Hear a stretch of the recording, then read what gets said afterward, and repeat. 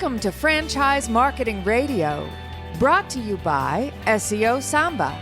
Comprehensive high-performing marketing solutions for mature and emerging franchise brands. To supercharge your franchise marketing, go to SeoSamba.com.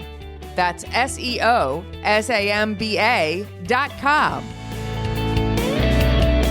Lee Cantor here, another episode of Franchise Marketing Radio, and this is going to be a fun one.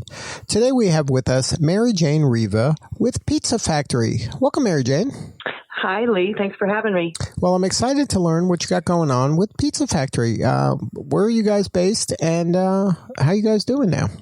We are based out of Oakhurst, California, which is a little small mountain town right outside of Yosemite, which isn't too bad a place to be working, that's for sure.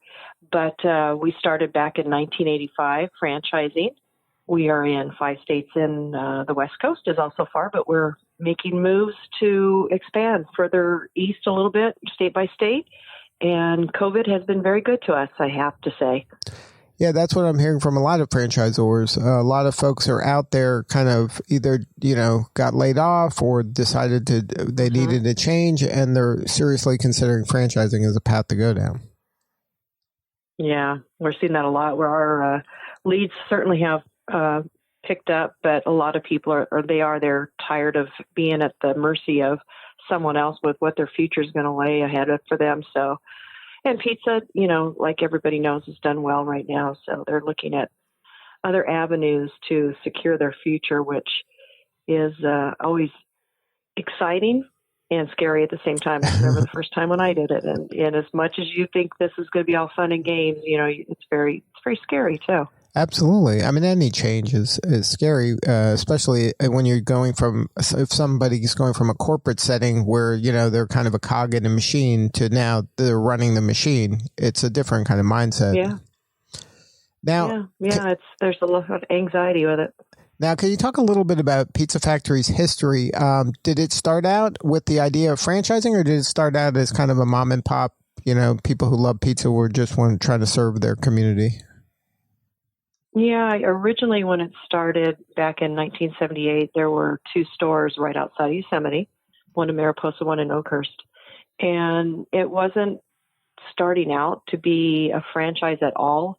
It was mainly 2 families that wanted to work in their communities, live in a community where it's not always easy to find a way to support yourself. So they created their own support by opening up these 2 pizza parlors.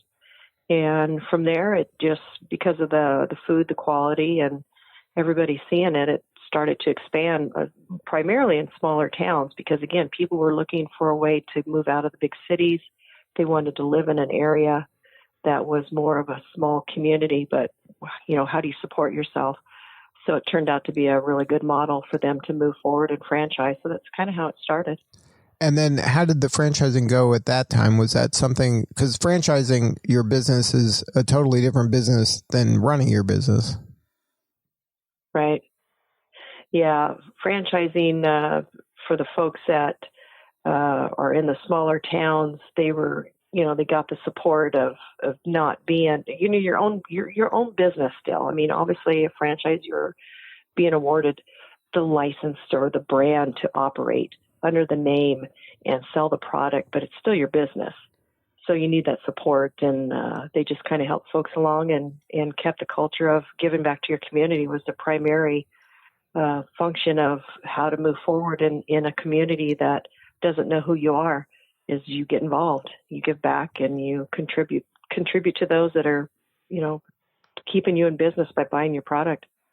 Now, you mentioned that you were a franchisee at one point. Were you a franchisee with Pizza Factory, or were you with another brand?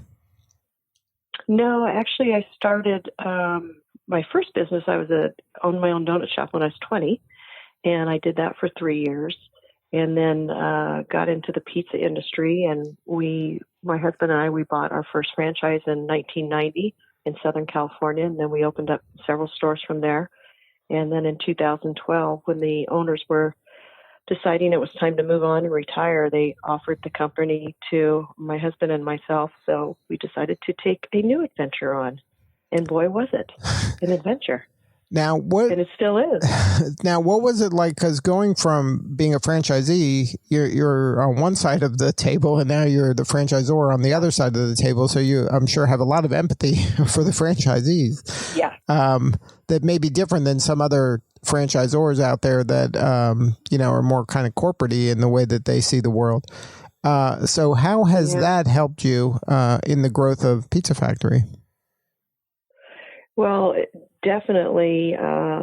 When we took over the company, that was a big deal to us, was to bring into place the things that we felt as a franchisee we were missing to operate better. So technology and different things. So that was a huge deal to bring the company up to the future, so to speak, and have those programs that we never felt we had available to us. And you're right, we still own 5 stores.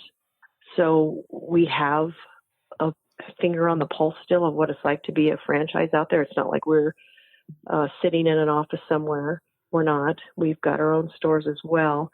But I can say I've actually, I've lost a store and I've had successful stores. I've ran the whole gambit, employees, the whole 9 yards. So I do have a lot of sympathy for the franchisees and understanding for sure. Now, at the heart of Pizza Factory was kind of those ties to the community. Can you talk about ways that maybe you've helped kind of lean into that in as you're growing? Yeah, one of the things that we did as a franchisee, we incorporated an anti-bully program in our communities where we had our stores. We found that 2 things. One, we have a lot of teenagers that work for us, obviously in pizza restaurants. The other is our clientele, our dining rooms. We've got a lot of little kids coming in.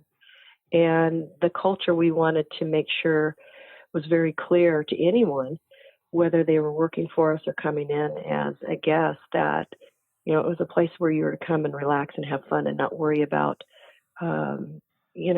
whether it's foul language or if you're an employee. We didn't want the employees to come to work and feel like they were being intimidated because everybody else had worked there for a long time, or maybe when they see them at school, they didn't run in the same groups. So we wanted to bring a little bit more of that feeling of, hey, when you walk in here, whether you're working for us or whether you're coming in as a guest, this is a no bully zone. There's no arguing, fighting. It's just a place where you can come and have a good time. Now, how has the community embraced that? Really well, actually. It's both the community as the franchise community and the community in our, literally in our towns. Everybody has embraced it really well. We go around to schools and we provide benches. They said friends are awesome on them. We do a presentation. I'll go out and talk to the kids about being a better friend. And, especially right now with the whole atmosphere out there, what the kids are seeing, it's not necessarily a great representation for them of how to deal with difference of opinions and difference of people, and that they need to embrace everyone. So we talk about that. And we have parents that will email us and say, hey, we want to do one of these at our school. My kid's being bullied, and will you come out? So it's always very encouraging to see people embracing it. Everybody wants to see more kindness. There's nobody out there that really doesn't. It's just sometimes we get so caught up in all the stuff that's going on, we forget, we've got all these little guys, our kids, our teenagers, and they're watching what we're doing. Right. And like you said, I mean, compassion and grace goes a long way. And I think there's, by giving them kind of a vehicle to open a discussion about it and to explain and to role model how to do it and how to talk about it, I think that's super important. It's funny because I see this a lot in businesses, that businesses are tackling these kind of difficult subjects and they don't get enough credit of just starting that and having those conversations and being a place, as kind of a safe place for them to be and to be themselves. And they're kind of like the unsung hero in the community. You're doing all this work to help support the community, and it seems invisible, but it makes a big impact. Yeah. Well, you think about when you were in high school, your first job, you're scared to death. some of them, some kids don't have the perfect role model at home sometimes. They don't have a work ethic. What, for a business owner, how much you can impact a young teenager going forward in their life with how they approach work, how they approach, it's okay, you made a mistake. It's okay to say, hey, step up, don't hide it, and teaching them that it's okay not to be perfect because you're not going to be. And that weighs so heavy. And on so many of our franchisees, the same thing, we all feel that way. We have these kids that we're spending more time than they do with their parents. And what we can do to help them go on their way. And so many of them, in particular in our stores, so many of our managers end up buying their own pizza factory. And then they model on to the next generation. And it's so cool because it's more than just about pizza for us. It's about people and connections and community. And it's just really cool to see how you can help a kid that maybe is in a bad situation when they come to your restaurant to work and they're scared. They don't know what a job is all about. And then off they go and you see what great things they do and they come back. It's very rewarding. And I always hope that owners look at their role as a business owner.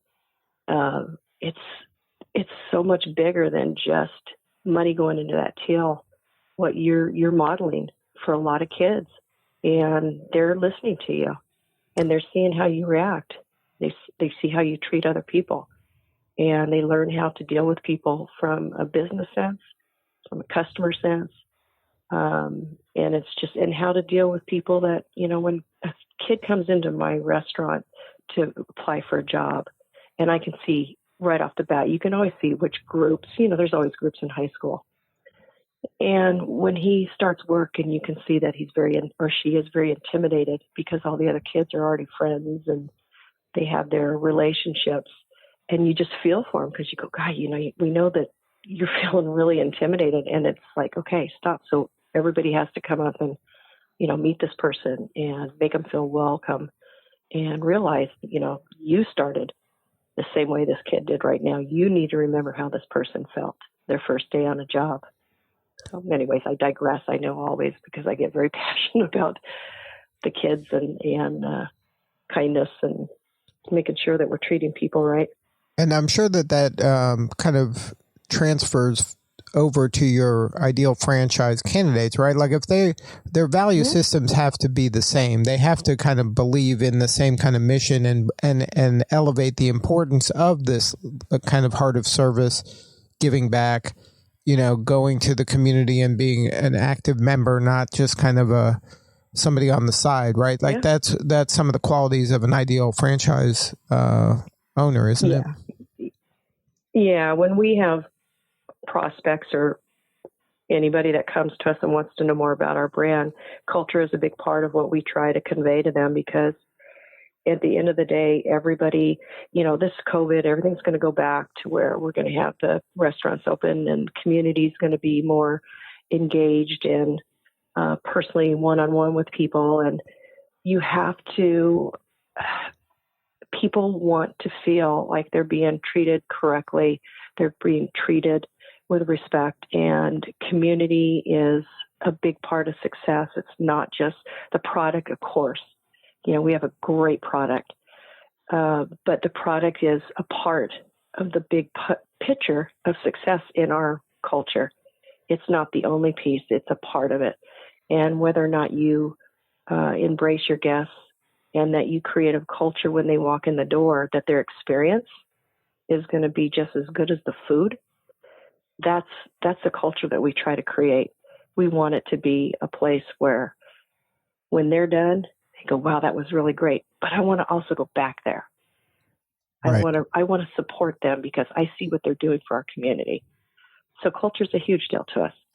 And then when you're looking for that franchise candidate, it's not just the market that they want to serve. It's also these kind of personality traits.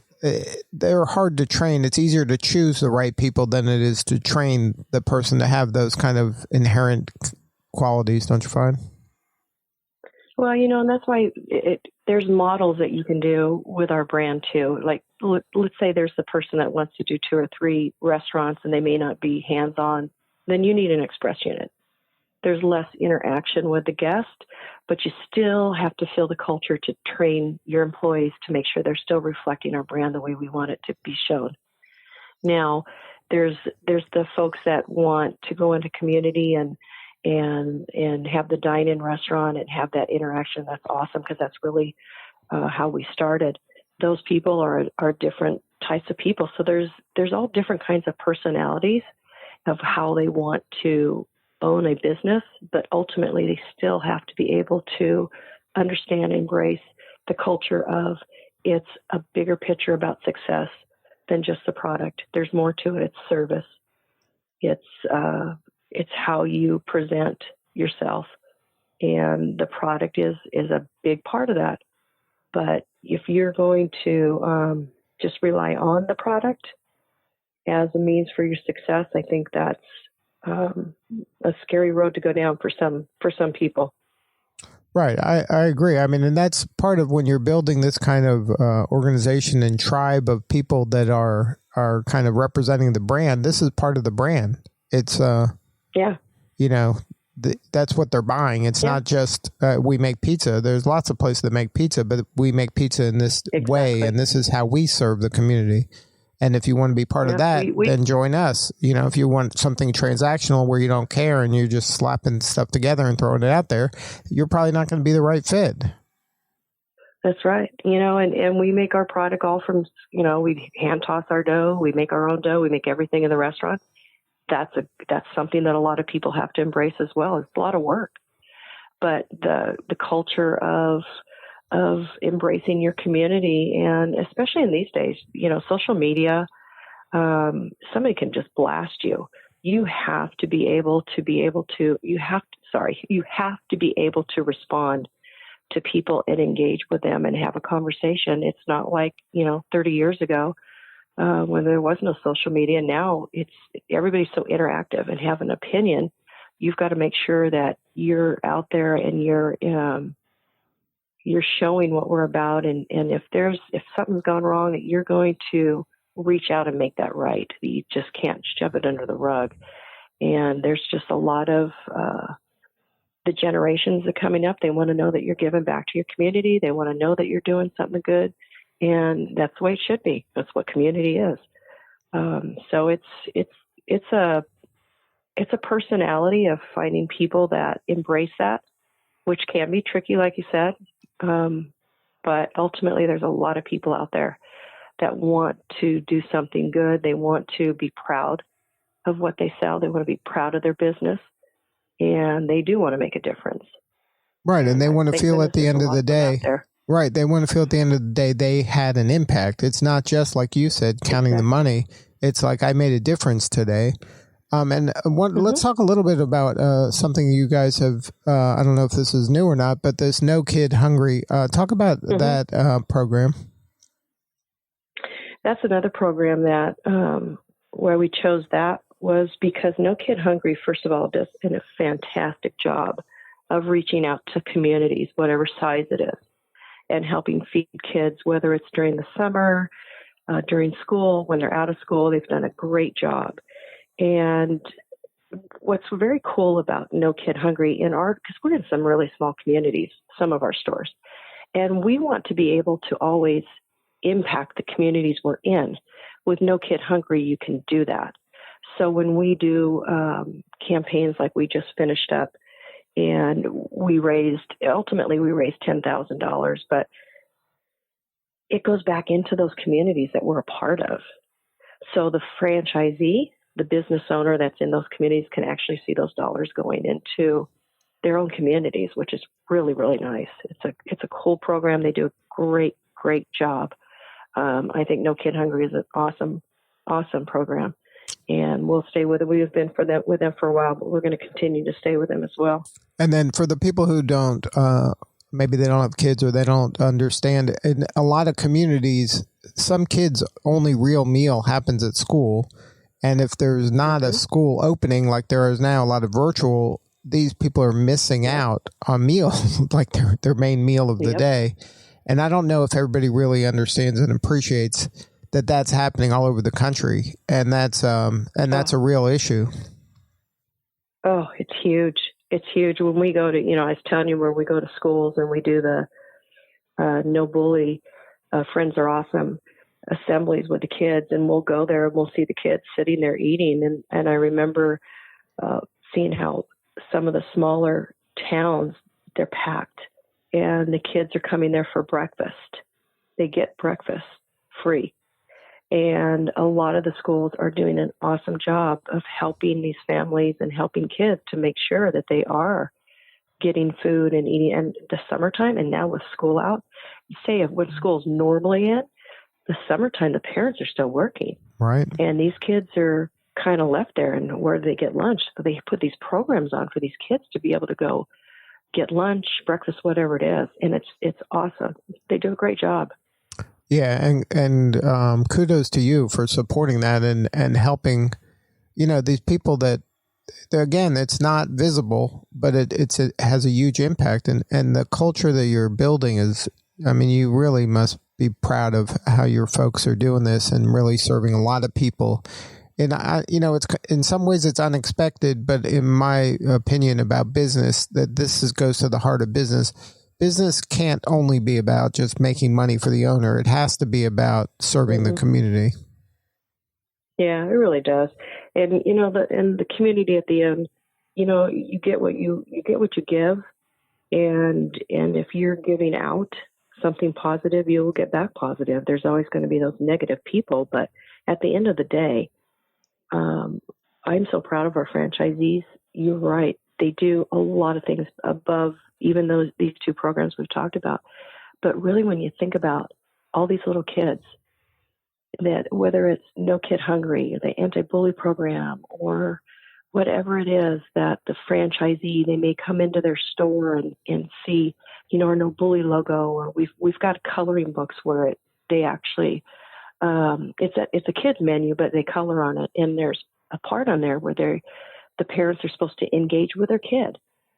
What a unique idea. And it's like, here, talk to your kid. Make sure they're not being bullied. Make sure they're not the bully. It's not always that they're being bullied, but maybe they're the bully.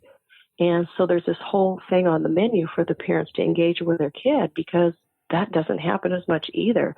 But with all these little kids and all these teenagers with a pizza restaurant and a family, the amount of time, as little as it is, that we can maybe one little nugget they take away and go, wow, I went to there and I saw this.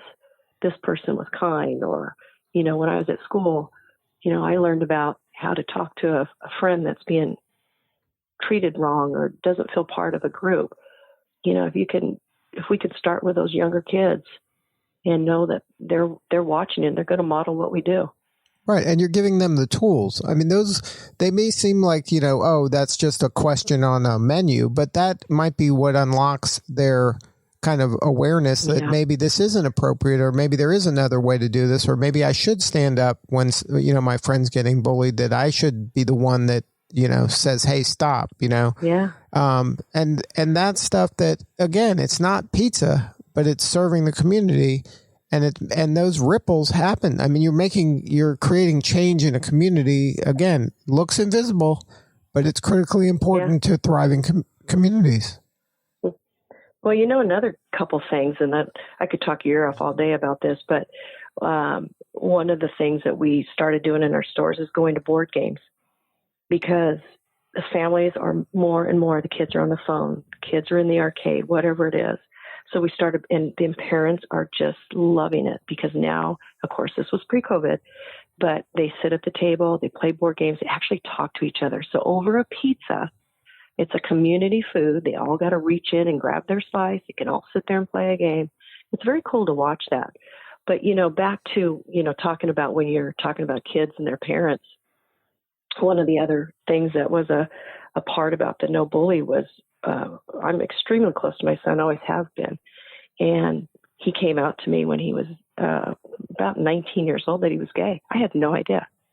And I thought, how could I have gone all this time the relationship that sometimes we think we have with our kids is maybe they're still not, and they probably aren't always telling us everything. Right.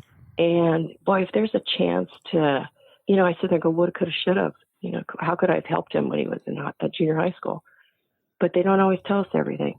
So if we can open up a line of communication with kids, regardless if they're being bullied, if they're they're depressed, there's so many things that kids keep inside. And in this world we're living in right now, where they're seeing so much turmoil and so much unrest and the anxiety in adults, can you imagine what the kids are feeling? Right. And so what a great way to just open a conversation, a dialogue, and in a safe place. I mean, what you're doing is very important. And it's not just pizza. Pizza might be the reason that people are gathering there, but you're doing so much more. And to have that caring heart that you're thinking about this, I mean, you're going to attract the right person to the brand, and that right person is going to be able to have the impact and the ripples within their community.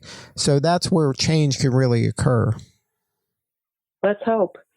But, you said you're old. I don't know how old you are, but I'm 64. And I remember when we used to sit around the table and we all had dinner at 5. And you sat down at the table at 5 and you ate.